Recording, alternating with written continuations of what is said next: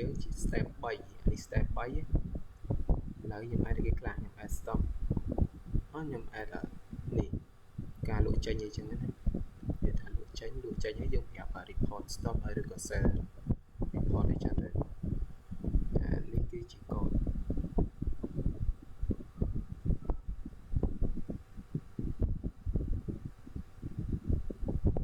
ចឹងមានតែប៉ុណ្ណឹងឥឡូវយើងចូល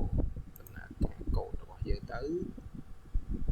នេះគឺជា product list មានម៉ាននេះ stop 10អីចឹងនេះ1201ទៅ1200ចឹងទិញទី1ទិញបានគ្រឿងទិញ5គ្រឿងចឹងមានន័យថា5គ្រឿងចឹងមកទិញទៀតទេដាក់ឲ្យដូចបានចឹងមានន័យថាយើងលក់ចេញបាន5គ្រឿងណាអានេះ0មានន័យថាលក់អត់ចេញទេមានតែដែរចានេះ left ចឹងវាថា stop report ឬ sell report នេះយើងលក់បាន5ហើយដល់សល់5គ្រឿងទៀត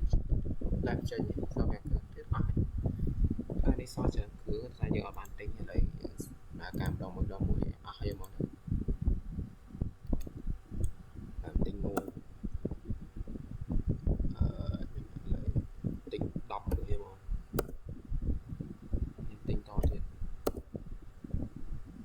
ទិញ25បានហើយទិញច្រើនពេកមកនេះឈប់ប្រដាតដែរពីមកទិញ25គ្រឿងបាយចូលមកទៀតទិញទី3ដងទិញ keyboard នេះសល់30គ្រឿងទិញ15បាយទៀតមកទិញទៀតមកនេះ add more product យើងទិញproduct នេះមាន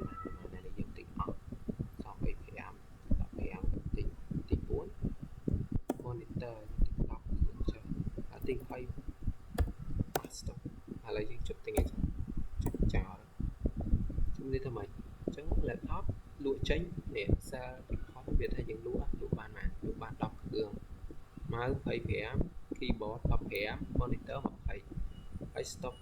stock report នេះ0អស់ហើយអញ្ចឹង stock left 0ហើយ stock left 25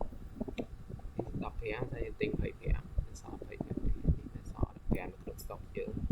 ហើយយើងទិញអស់ហើយយើងលក់ចេញ20អីចឹងក្នុង stock នេះអស់ហើយអញ្ចឹងមានតែប៉ុណ្្នឹងកូនហ្នឹង